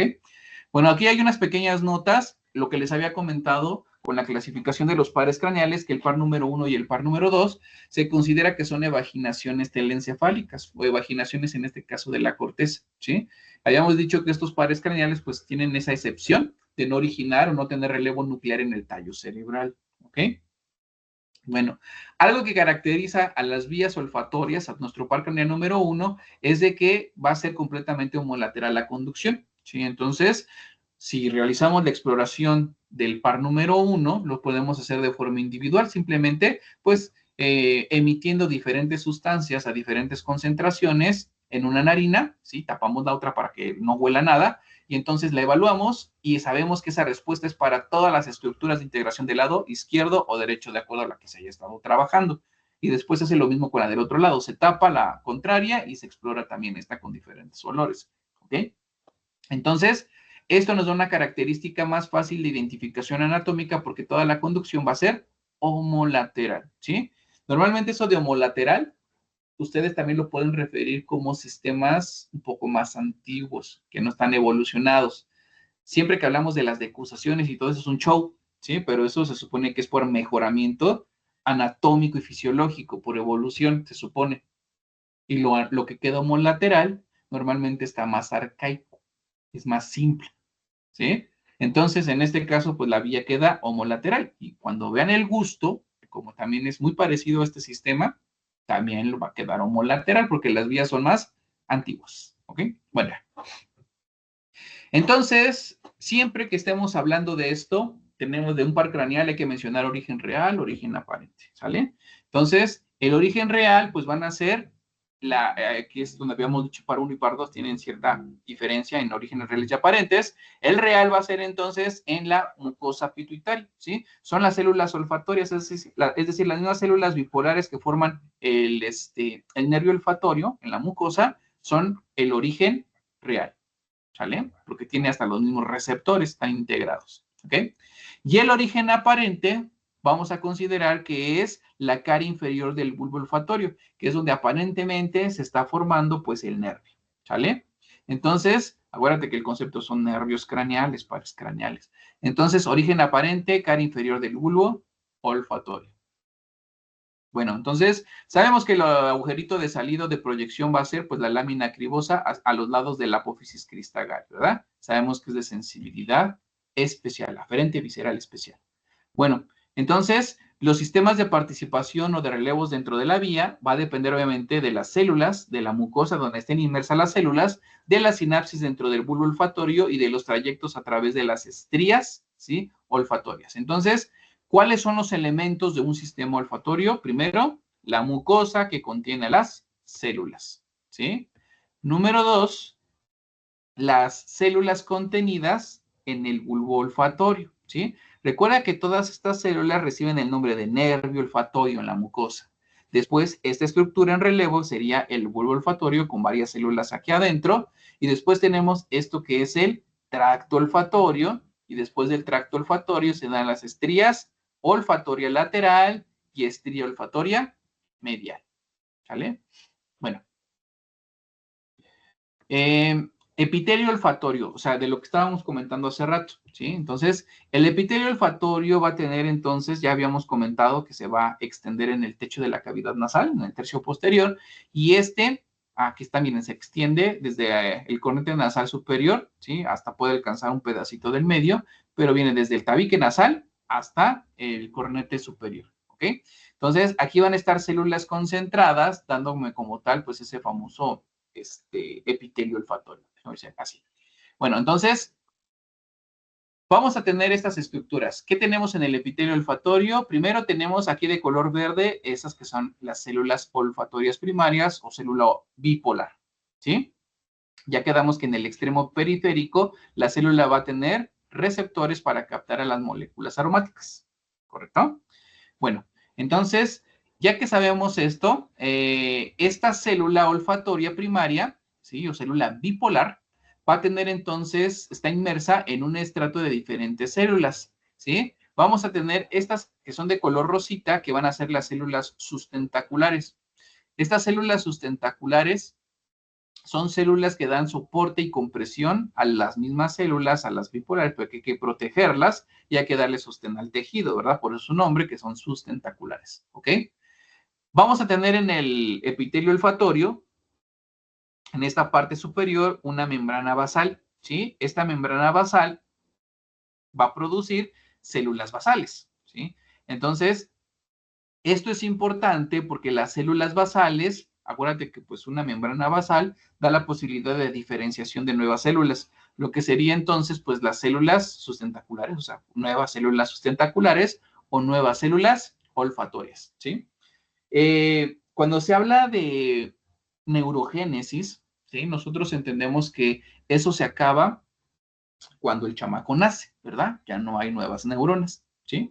Con las que naces son con las que tienes y te las vas acabando, ¿ok? Bueno, entonces aquí el detalle, niños, es de que estas células sí se pueden generar a través de esta membrana basal y generar nuevas neuronas. Quiere decir que si hay neurogénesis aquí a nivel de la lámina basal en la mucosa olfatoria. Hay un recambio que se genera entre 20 a 35 días aproximadamente y ya no son tus mismas células, pero por eso estoy comentando el dato curioso de que es de los únicos lugares donde puede existir neurogénesis, ¿sí? En el epitelio olfatorio. Bueno, vamos a tener entonces después esta estructura contenida que va a ser una glándula, ¿sí? Aquí glándula olfatoria o también se conoce como la glándula de Bowman, ¿sí? La glándula de Bowman es una glándula que ayuda a la producción de moco, ¿sí? Es de secreción seromucoso para poder generar esa humectación característica de la mucosa. Es decir, recuerda que nosotros necesitamos, ¿sí? Que la mucosa esté, como su nombre lo dice, con moco, que en un estado acuoso, porque las moléculas aromáticas se adhieren mucho mejor cuando se solubilizan, ¿sí? Es decir, si se disgregan, va a ser mucho más fácil la captación a través de los receptores. Por eso debe de tener moquito, ¿ok? Entonces, la glándula de Bowman lo produce, pero este no nada más es el único moco que se produce aquí. Las mismas células sustentaculares pueden ayudar a producir una molécula que se conoce como las OVPs, ¿sí? Que son las moléculas fijadoras de odorante, ¿sí? Esas OVPs hacen que se adhiera mucho mejor la molécula al receptor, ¿ok? Bueno, ya que tenemos el epitelio olfatorio, pues obviamente que tenemos una transición de lámina propia donde se va a encontrar pues tejido conjuntivo y se va a encontrar pues algunos vasitos, obviamente pues para dar nutrición a todo esto también, pero bueno, esta lámina propia nos sirve de transición hacia el hueso, donde estaríamos entrando a través de la lámina cribosa, ¿verdad? Para que la célula bipolar, todas las células bipolares vayan en ascenso, o sea, todo el nervio olfatorio pueda proyectarse a través de la lámina cribosa y llegar al bulbo olfatorio, ¿vale? Bueno, entonces cuando nosotros ya habíamos dicho que llegamos al bulbo olfatorio, pues va a existir una sinapsis, ¿verdad? Entre células que ya serían de segundo orden, que son las famosas células mitrales y en penacho, ¿sí? Que son las células secundarias. Esto va a generar una sinapsis, ¿sí? Por su ramificación que se genera entre la célula bipolar, que fue la primaria, y la célula mitral y en penacho, que es la secundaria, van a generar pues unas ramitas que generan estas bolitas que se conocen como los glomérulos, ¿sí? Entonces, que es la sinapsis entre primarias y secundarias, ¿ok? Bueno, entonces ya estamos ahora en el bulbo olfatorio. Estamos con la neurona ya de primero a segundo orden, como estamos comentando, ¿sí? Entonces, todo esto gris es el bulbo olfatorio. Vemos aquí la representación de hace rato. Ve, ahí está la célula bipolar que atravesó la lámina cribosa y ya se están abriendo sus ramitas para formar el famoso glomérulo. Pero eso ya es dentro del bulbo olfatorio, ¿ok? Entonces, se acaba el nervio olfatorio, inicia el bulbo olfatorio. Entonces, tenemos esto que está por capas. La primera capa que tenemos se conoce como de fibras nerviosas, o sea, de la neurona primaria, ¿sí? Aquí está, ¿ok? Vamos a tener una segunda capa que se conoce como la glomerular, ¿sí? Entonces, la capa glomerular está conformada por los axones, tanto de las células primarias como de las células secundarias, ya sea de las células vitrales o de las células en penacho, ¿ok? Entonces, son las dendritas de ambas células, formando entonces un glomérulo junto con las dendritas de las de primer orden, que son de las olfatorias primarias. Bueno, tenemos una tercera capita que van a ser de las células en penacho, que algunos autores la conocen como plexiforme externa, ¿sí? Entonces, la capa de plexiforme externa, aquí se concentran las células en penacho. Ojo que me vas a decir, oiga, pero la célula en penacho está atravesando muchas capas. ¿Por qué nada más dice que aquí es hablando de los somas neuronales? Los somas o centro de la neurona están concentrados en la capa plexiforme externa, tercera capa en ascenso. ¿Ok? Tenemos una cuarta capa que es la de células mitrales. Igual, lo que habíamos dicho, la célula mitral puede recorrer varias partes de su axón, pero el centro está localizado aquí en la cuarta, ¿sí? Sería de células mitrales, ¿sí? Si continuamos, vamos a tener una quinta capa que se conoce como plexiforme interna, ¿sí? Aquí van a estar concentrados principalmente los somas neuronales de las células granulosas. ¿Por qué hay células granulosas? Estas funcionan a forma de interneuronas, ¿sí? Recuerda que las interneuronas lo que hacen es comunicar en diferentes estratos, ¿sí? A las neuronas principales, que ahorita son las de mitrales y en penacho, ¿verdad? Entonces, esas neuronas que te las encuentres allá adentro son células granulosas y están principalmente concentradas en la quinta capa, ¿sí? Que son, ya habíamos comentado, pues interneuronas. Y tenemos una sexta capa, ¿sí? Que ya van a ser de la conformación de los axones propiamente, ¿sí? Que se van a considerar o en proyección para poder continuar con la información hacia su siguiente relevo. Es decir, aquí ya va a iniciar a formarse lo que sería el tracto olfatorio, ¿sí? Capa de células nerviosas formando el tracto olfatorio, ¿sí? Fíjense, aquí está un súper error, ¿verdad? Esto es como que motores de la corteza, debe decir, y axones sensitivos de la corteza. Bueno, entonces, quiero que entiendas por aquí algunas cosillas que están en la imagen para que no se nos vayan, ¿sí? Entonces, mira, primero, tú alcanzas a ver que la información, pues, de la neurona de primer orden va por la de segundo a través de las de mitrales y en penacho, todas esas son de segundo orden, ¿sí? ¿Cuándo puede haber una neurona de tercer orden? Aquí lo estamos viendo, ¿sí? Puede haber una neurona de tercer orden cuando las células, ¿sí?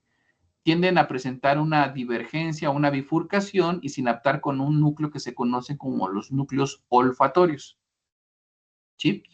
Bueno, o anterior, perdón, núcleo olfatorio anterior. Entonces, el núcleo olfatorio anterior lo que hace es relevar por medio de una neurona de tercer orden, ¿sí?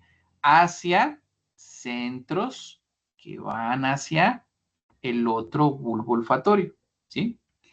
Es decir, la vía principal a través de las de mitrales y en penacho es llegar a la estría lateral, ¿sí? O sea, el área 28, ¿sí? En el lóbulo temporal, estría lateral, ¿sí? Y es esta línea, mira, es esta, y es esta aquí, así, con esta flechita, ¿sí?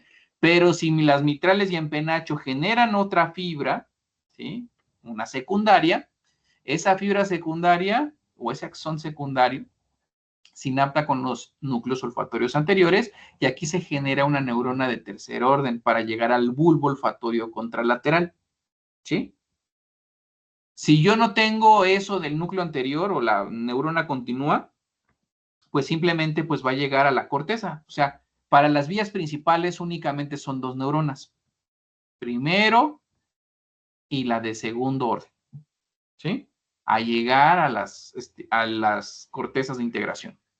¿Cuándo hay de tercer orden? Cuando está el bulbo olfatorio que dependa de esa misma neurona, pero con su bifurcación hacia los núcleos olfatorios para llegar al bulbo olfatorio contralateral.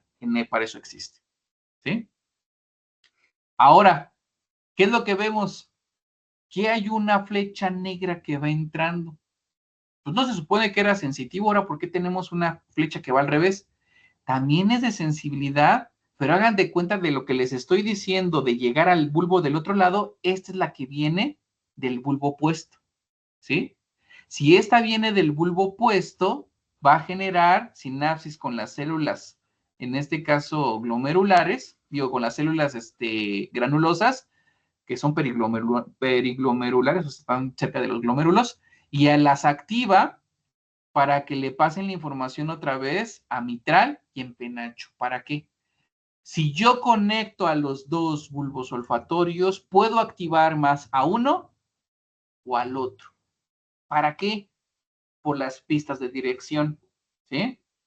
Cuando tú estás oliendo algo y parece que el olor viene como del lado izquierdo, ¿qué hacen tus bulbos? Dice, parece que viene del lado izquierdo, vamos entonces a activar más al bulbo izquierdo y menos al derecho para seguir la pista de dirección. Si viene del lado derecho, entonces se activa más el bulbo del lado derecho y se inactiva más el izquierdo para poder optimizar la pista de dirección olfatoria, ¿sí? Y por eso que cuando esto se comunica desde el otro bulbo olfatorio, sea por medio de las interneuronas para que ahora se active más o menos este bulbo olfatorio, ¿vale?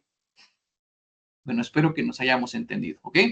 Bueno, entonces, la vía principal, ya les había dicho, son 2 neuronas y esto va a continuar hasta la corteza cerebral, ¿sí? Las células mitrales y en penacho. Bueno, entonces, como estás observando aquí, aquí están las mitrales en penacho. Mira, la neurona principal aquí lo tienes bien marcadito, ¿cómo va? Hacia las estrías, o lateral, o a la medial.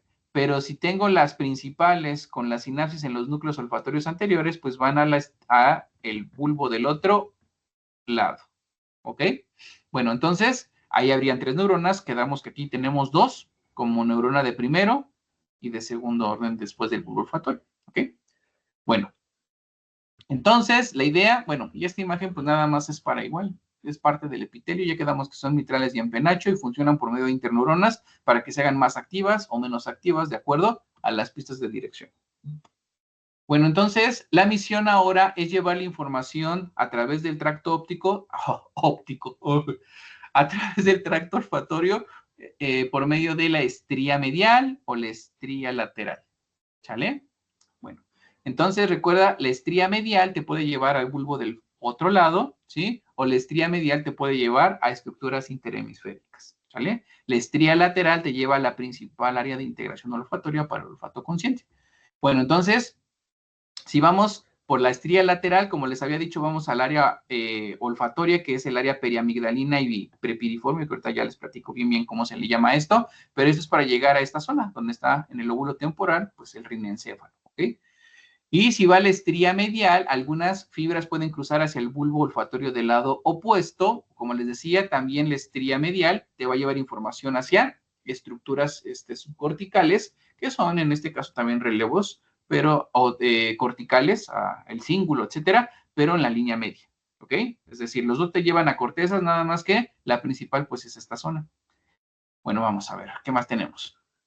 El recorrido de la fibra, ¿sí? Entonces, ya habíamos dicho que la de primer orden, pues atravesó los agujeritos enmoidales, la lámina cribosa, pues. Llegamos entonces al bulbo olfatorio. En el bulbo olfatorio, la neurona hace sinapsis a través del glomérulo y entonces las neuronas se pueden proyectar por medio de la estría medial o de la estría lateral. Quedamos que para esto las vías principales pues nada más llevan 2 neuronas. Si va por la estría lateral, vamos a esta zona que ya quedamos que es la zona piriforme, bueno, es pre y luego piriforme aquí, o si va a la estría medial, pues puede llegar a centros subcorticales interhemisféricos o llegar a la estría, a la comisura anterior, en la línea media, para llegar al bulbo del otro lado, como ya habíamos platicado. Bueno, entonces, hablemos primero de lo que va hacia la parte lateral. Si va hacia la superficie lateral, entonces habíamos comentado que va hacia las áreas primarias, es decir, área primaria número 28 de Brodmann, ¿sí? En la circunvolución del uncus a la par hipocampal, y puede llegar también al 34 para asociación límbica olfatoria, ¿sí? Luego, esta área olfatoria ya viste que tiene como forma de perita, ¿sí? Entonces, esto está compuesto por 3 cosas, ¿sí? El uncus, el cuerpo amigdalino y el área entorrinal. Pero aquí está mejor distribuido, ¿sí? Entonces, son estos 3 puntos que te acabo de comentar. Primero, la corteza del uncus y el área entorrinal, ¿sí? Corteza del uncus y el área entorrinal, ¿sí? Vamos a ver que esto se le considera como parte de la región anterior del giro o de la circunvolución parihipocampal, ¿sí? Entonces, nuestra área piriforme es la corteza del uncus más el área entorrinal, ¿ok? Vamos a tener también el himen de la ínsula, tercera parte. Esa no la alcanzo a ver, pero está más profunda. Es el himen de la ínsula, ¿sí? Es el punto de flexión o de unión entre la corteza de la ínsula y el lóbulo frontal, ¿sí? A ver. Entre corteza de la ínsula y lóbulo frontal, más o menos esta zona, es lo que estamos comentando, que sería el limen de la ínsula o labio de la ínsula en este caso, ¿ok?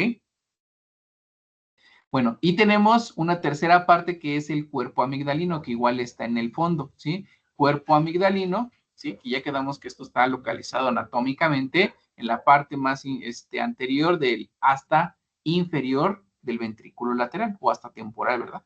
Entonces, mira, aquí está. Este sería el núcleo amigdalino, ¿sí? Entonces, como estábamos comentando, el núcleo amigdalino, que ya estuvimos platicando, el uncus, el área entorrinal y el himen de la ínsula es lo que entendemos como el área olfatoria, que es el área piriforme. Bueno, cuando llega la información a estas áreas, quedamos que esto es para la percepción del olfato de forma consciente, ¿sale? Entonces, la información llega de forma homolateral, como hemos estado platicando. Bueno, y ya nada más esto de lo que se comenta aquí, pues es de que primero necesitaste en la vía el receptor, la neurona de primer orden, que es la bipolar, ya habíamos comentado, está en la mucosa olfatoria, la de segundo orden está concentrada en el bulbo olfatorio, que van a ser principalmente las células mitrales, y esto te va a llevar a la estría medial o lateral, que ya quedamos que es o a la corteza en el lóbulo temporal o hacia la línea media.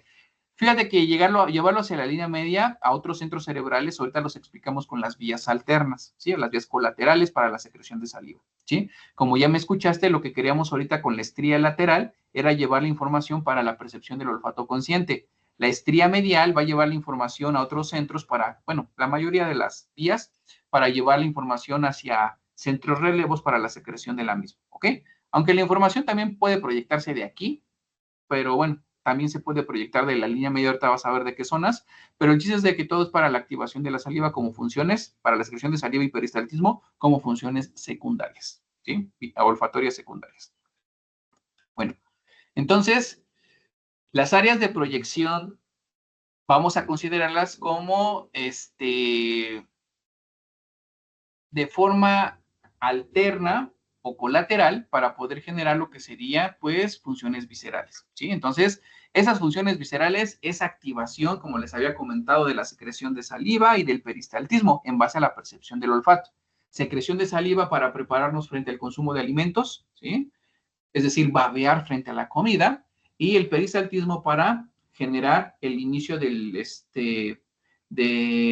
movimiento del tracto gastrointestinal y mejorar como tal la percepción o captación de energía, ¿verdad?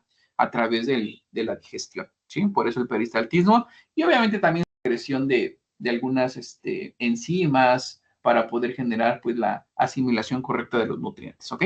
Bueno, entonces, las vías alternas, tú ya ahorita escuchaste las vías principales, que es la estría medial y la lateral, pero de aquí salen otras vías alternas que van a generar, pues, lo que habíamos comentado. Las vías se llaman así: el áspero encefálico medial, la estría medular del tálamo, que ya zona conocida, estría terminal también, el fascículo longitudinal dorsal o FLP, el fascículo longitudinal posterior, también conocido, y la información que venga desde los núcleos avenulares y la conexión del hipotálamo, ¿ok? También esto ya me debe de sonar, espero que nos entendamos. A ver, entonces, primera vía alterna, dice áspero encefálico medial. A ver, lo que tenemos aquí es que viene la neurona de primer orden, la neurona de segundo orden viene desde el bulbo olfatorio y va a llegar hasta el área por la estría lateral, ¿sí? Entonces, de la estría lateral hay una vía que se conoce como el áspero encefálico medial, atraviesa el encéfalo en la línea media, desde la parte del lóbulo temporal hasta llegar al diencéfalo, ¿sí? Entonces, este negrito es el áspero encefálico medial y esto va a llevar la información hasta el hipotálamo, ¿ok? Abusados que ahorita todo lo que queremos es llegar al hipotálamo, ¿vale? Bueno. Tenemos, a ver, déjenme ver para que todo nos quede igual. Esta primero. De la estría terminal. La estría terminal, ¿sí? Esta igual va a tener que viajar desde la amígdala. ¿Qué significó esto? Que el olfato a través de la neurona de primer orden, desde la bipolar al bulbo, del bulbo por la estría lateral hasta llegar a la amígdala, al núcleo amigdalino. Del núcleo amigdalino se va a trazar una vía que se llama estría terminal, ¿sí? Entonces, acuérdate que esa estría terminal es una vía que va y le da la vuelta por arriba, ¿sí? Y la estría terminal va a llegar hasta el hipotálamo, ¿sí? Área preóptica, bueno, regiones hipotalámicas, ¿sí? Otra vía que llega hasta el hipotálamo, ¿sale? Bueno, entonces, tenemos este ya, ahora ¿sí? Cuando tenemos la información en el hipotálamo recuerda que es un activador por excelencia parasimpático, ¿sí? Entonces, de aquí, desde el hipotálamo, con la información que acabamos de comentar, que llegó desde el astro encefálico medial y de la estría terminal, entonces el hipotálamo activa el sistema parasimpático en base al olfato por medio de esta vía en descenso, que es el fascículo longitudinal dorsal o FLP. El fascículo longitudinal dorsal va a activar o va a llegar a lo que serían los núcleos salivares y al núcleo dorsal del vago. Salivar superior, salivar inferior, salivar superior para activar a las glándula sublingual, submandibular, a activar también a las glándulas del paladar, el salivar inferior para activar a la glándula parótida, para que secreten saliva, ¿sí? Y el fascículo continúa descendiendo hasta llegar al núcleo dorsal del vago. El dorsal del vago es un núcleo del vago que genera el peristaltismo, la activación parasimpática de las vísceras toracoabdominales, en este caso, pues, las del tubo digestivo, ¿no? Para generar peristaltismo en base al olfato, pero se usó el fascículo longitudinal dorsal, ¿sí? Me regreso con esta. También tenemos la estría medular del tálamo. De la estría medular del tálamo, como estás viendo a través de la neurona de primer orden, a través de la vía olfatoria, neuronas bipolares, desde el bulbo olfatorio, vamos, pero ahora por la estría medial, ¿sí? Y de la estría medial llegamos al área septal. ¿Te acuerdas que habíamos platicado eso del área septal, que está en comunicación con el epitálamo, ¿sí? Bueno, ¿a través de quién? Pues de la estría medular del tálamo. Aquí es donde corre la vía. Por medio de la estría medular del tálamo vamos a llegar a los núcleos avenulares, ¿sí? Entonces, de los núcleos avenulares necesitamos descender y retroalimentar o ayudar a la función de hace rato que habíamos comentado de la activación de la saliva. Entonces, es esta que tenemos por acá. Entonces, cuando tenemos la información que llega a los núcleos avenulares, de los núcleos avenulares descendemos por las fibras retículoavenulares hasta llegar a los núcleos salivares superiores e inferiores, ¿sí? Cuando llegamos a los salivares superiores e inferiores, simplemente completamos la función que ya habían hecho anteriormente desde el fascículo longitudinal dorsal, pero bueno, esto optimiza la función de secreción de la saliva, tanto por la vía del FLP como la vía retículo avenular.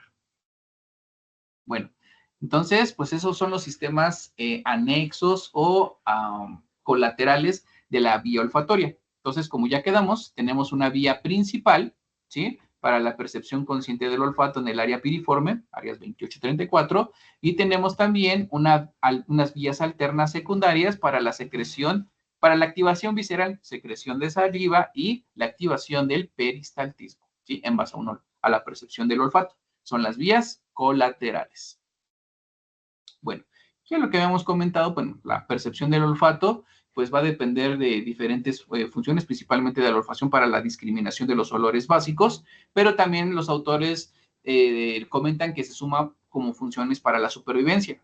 Acuérdate que eso de la supervivencia es más relacionado con mamíferos inferiores, ¿sí? Nos referimos de acuerdo a la especie, ¿verdad? Si el mamífero inferior tiene más desarrollado el olfato, quiere decir que es dependiente de él para poder sobrevivir, ¿verdad? Acuérdate de la cantidad de receptores que mencionamos, ¿sí? O sea, 200, 300, 400 millones de receptores contra los 20 que nosotros tenemos, ¿verdad? Entonces, pues, obviamente que depende de la especie.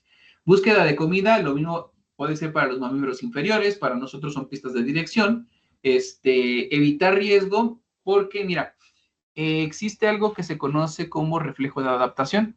El reflejo de adaptación es cuando nosotros estamos sometidos a la percepción de un olor muy fuerte, principalmente como olores a éter, ¿sí? que en este caso pues pueden ser como solventes, por ejemplo, ¿no? Entonces, cuando hueles muy fuerte a la pintura de aceite, por ejemplo, o algún solvente, entonces huele, por ejemplo, está pintando alguien en la casa, y entonces dices, uy, huele bien fuerte, me va a doler la cabeza. Y luego pasan, ¿qué te gustan? Unos 20 minutos, 15 minutos, y ya no huele igual, dices, ay, ya huele menos. Y llega alguien más y dice lo mismo, huele muy fuerte. ¿Por qué? Porque existe algo que se llama reflejo de adaptación, ¿sí?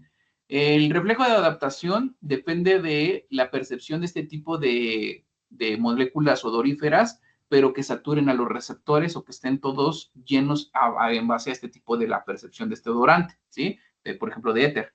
Entonces, como están súper saturados, lo que entiende el sistema es de que al estar saturados, pueden generar una inhibición de la captación de las mismas moléculas. Hay algo que se conoce como complejo calcio-calmodulina, que hace la inhibición. Me voy a regresar. Acá. ¿Sí? Lo que va a generar que no se pueda sintetizar el ATP a MP cíclico y que no se pueda activar la liberación para la activación del canal de calcio y ya no genere la entrada como tal del calcio. Es decir que, aunque se estén adheriendo las moléculas odoríferas de éter, por lo que estamos comentando de que se inhibe la adenilato ciclasa deja de funcionar, entonces pues obviamente no vamos a tener la apertura de los canales, ¿sí? Entonces, esto va a generar que todos estos odorantes que se llegan a adherir, sí se van a adherir, pero no se va a poder generar la despolarización porque la adenilato ciclasa no funciona. Son 4 mecanismos que inhiben, porque hasta hay inhibición del mismo canal, hay también problemas con la producción del AMP cíclico, el adenilato que te digo que deja de funcionar, etcétera. Son varias cosas que suceden, pero el principal es el complejo calcio-calmodulina, que hace una inhibición para que no funcione la adenilato ciclasa. Entonces, el odorante está volando, o sea, el olor a pintura ya anda. Y ahí están las moléculas. Y los receptores, al captarlas, pues ya directamente no activan. ¿Por qué? Porque ya están inhibidas, porque están sobresaturados, porque se entiende que están percibiéndose de forma prolongada. Entonces, esto provoca el reflejo de adaptación. Lo mismo sucede como cuando vas a oler perfumes. Entonces, son moléculas igual volátiles, es de alcohol. Entonces, lo que se da, pues es lo mismo. O sea, hueles el primer perfume, segundo, todavía el tercero medio huele, pero el cuarto dices, ya todos me huelen igual. Entonces, lo que hay que hacer, pues es neutralizar como tal con un olor que sea completamente diferente. Por eso en muchos lugares de estos les dan a oler, por ejemplo, café, ¿no?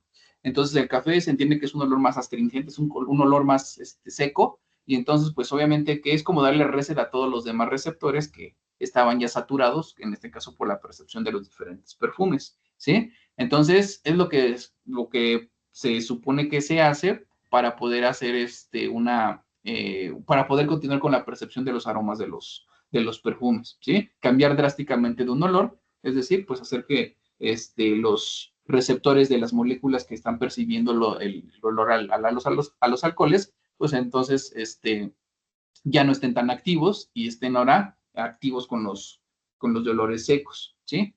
Bueno, algo así para que nos entendamos, ¿verdad? Entonces, el reflejo de adaptación, otra vez, por eso dice una de las funciones a las que se le atribuye es evitar riesgo para que el individuo se pueda alejar de esa zona, ¿sí? También se le puede dar a la percepción de las moléculas aromáticas en estado echado a perder, en estado pútrido, porque eso se entiende que si está echado a perder, bueno, ya no es lógico que se consuma el alimento, ¿verdad? Función sexual se refiere a mamíferos inferiores por lo de las feromonas para el apareamiento. Memoria afectiva, claro que sí. Fíjense que eso de la memoria afectiva depende de lo que habíamos comentado del hipocampo. ¿Se acuerdan que habíamos dicho que está íntimamente relacionado el sistema del olfato con el hipocampo para detonar lo de las memorias en base al olfato, que eran memorias más lúcidas o más rápidas de evocar en base a la percepción del olfato? Y tú lo viste, ¿no? O sea, de la estría lateral directamente nos vamos al área parihipocampal, en el área piriforme, comunicación directa con las memorias. Por eso dice memoria afectiva. En un momento la principal o la característica de recuerdos agradables se da por la activación principalmente del olfato, o que se pueda detonar más fácil por ello, ¿ya? Participación en la percepción del sabor. Hemos estado comentando que los sistemas son muy parecidos, el olfato y el gusto, porque tienen la misma capacidad de receptores, es decir, son quimiorreceptores y funcionan muy similar, ¿sí? Entonces, Hay que entender que cuando algo se está comiendo y se está saboreando, se está oliendo al mismo tiempo, y eso da la capacidad de dar un completo entendimiento del sabor y gusto al estar consumiendo el alimento, ¿sí?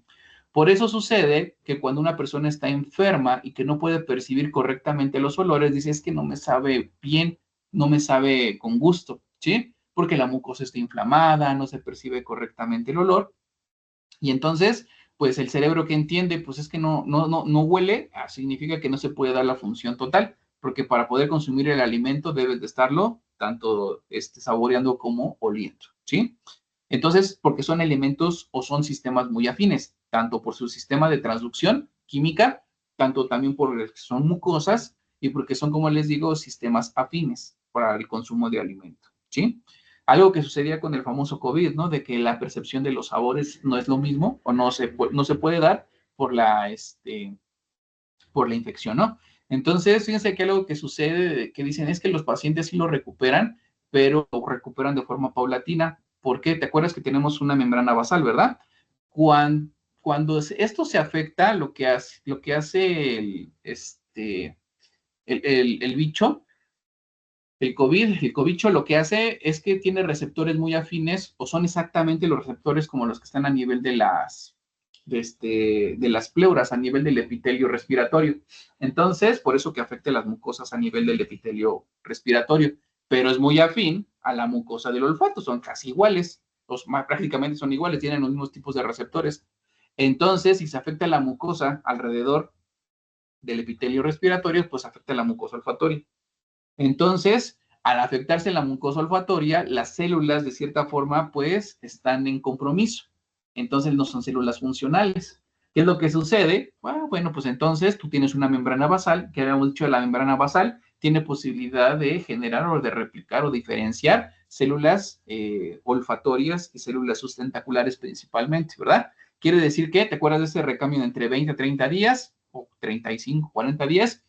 Este recambio se va a poder generar de forma paulatina y el paciente va a poder otra vez recuperar el olfato, ¿sí? Por el recambio que tenemos. Porque si se dañan, como te había comentado, células a nivel del epitelio respiratorio, pues también a nivel del epitelio olfatorio, ¿no? Entonces, la función olfatoria se va recuperando de forma paulatina. Algunos recomiendan, pues, la aromaterapia, que bueno, que para términos simples es la presentación de los olores básicos, ya sean, como te había comentado, para poder ir estimulando la captación del olfato y se pueda recuperar también, ¿sí? Bueno, eso es lo que respecta a lo que sería el par craneal 1 con el olfato, ¿sí? Y vamos a continuar con los otros pares craneales, ¿sí? Pero ya vieron más o menos cómo hay que estarlo manejando, ¿sale?